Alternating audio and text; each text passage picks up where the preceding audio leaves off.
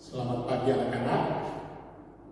Pertama-tama bisa sampaikan bahwa kesempatan untuk video kali ini Mister menggunakan baju olahraga karena bertepatan dengan itu hari Jumat, pas dengan Bapak Ibu guru berolahraga. Tapi tidak apa-apa. Yang penting bahwa kalian memperhatikan hal yang akan kita bahas di sini, yaitu pada kesempatan ini kita akan membicarakan mengenai besaran kecepatan dan satuannya. Besaran kecepatan dan satuannya. Pertama kita lihat, yaitu kesatuan kecepatan. Apa itu kecepatan? Kecepatan adalah atau diartikan sebagai jarak yang ditempuh tiap satuan waktu. Itu yang namanya kecepatan. Yang perlu kalian ingat yaitu satuan jarak itu biasanya dipakai milimeter, sentimeter, meter, kilometer, dan seterusnya. Itu kan pada waktu kita bicarakan mengenai satuan panjang sudah kalian ketahui. Kemudian satuan waktu itu adalah detik, menit, dan jam. Satuan kecepatan adalah meter per detik atau kilometer per detik, dan seterusnya. Kita lihat satu contoh, yaitu 1 kilometer, tulis 1 kilometer per jam, artinya jarak 1 kilometer ditempuh dalam waktu 1 jam. Jadi dalam soal kalau ditulis demikian berarti punya pengertian hal seperti ini. Sekarang kita lihat contoh soalnya. Contoh 36 kilometer per jam sama dengan titik meter per detik. Nah, penyelesaiannya bagaimana? Yaitu 36 km ini harus kalian bawakan ke meter dulu. Kalau kilometer ke meter turun berapa tangga, itu harus ingat. Kemudian dari jam harus ke detik. 1 jam berapa detik, itu harus ingat. Nah, baru mulai gunakan cara itu, mulai penyelesaiannya. 36 km per jam sama dengan 36.000 meter per dengan 3.600 detik. Nah, per di sini artinya bagi.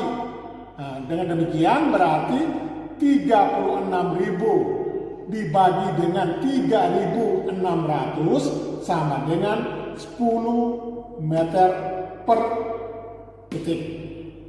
10 meter per detik. Jadi 36.000 meter per dengan 3.600 detik sama dengan 10 meter per detik. Nah, itu untuk menghitung soalnya untuk kecepatannya. Sekarang kita menghitung kecepatan itu sendiri. Ingat rumusnya untuk menghitung kecepatan. Rumusnya adalah kecepatan sama dengan jarak yang ditempuh per waktu tempuh. Contoh soal, jarak kota A ke kota B adalah 120 km. Jika sebuah mobil menempuh perjalanan selama 4 jam, maka berapakah kecepatan mobil itu?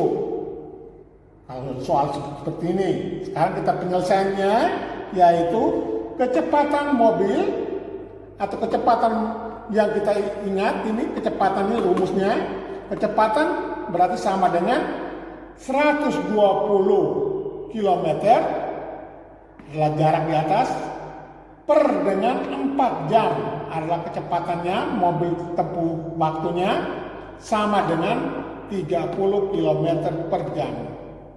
Mister ulangi lagi, kecepatan sama dengan, karena yang ditanya sih kecepatan ya, kecepatan sama dengan 120 per 4 sama dengan 30 km per jam. Jadi kecepatan mobil itu adalah 30 km per jam. Artinya apa? Artinya setiap 1 jam dapat menempuh jarak 30 km. Nah, berikutnya kita menghitung waktu. Rumusnya harus diingat. Waktu sama dengan jarak per kecepatan. Contoh soal, sebuah kereta api berjalan dari Surabaya menuju Blitar, ini kota-kota di Jawa Timur, dengan jarak 180 km. Jika kecepatan tiap jam 60 km, berapa lama dalam perjalanan? Penyelesaiannya, waktu sama dengan 180 per dengan 60 sama dengan 3 jam. Jadi, lama perjalanan adalah 3 jam. Berikut lagi untuk menghitung jarak. Rumusnya yaitu jarak sama dengan waktu kali kecepatan. Contoh soalnya, sebuah bus berangkat dari Jakarta pukul 06.00 WIB, pukul 6 ya, WIB.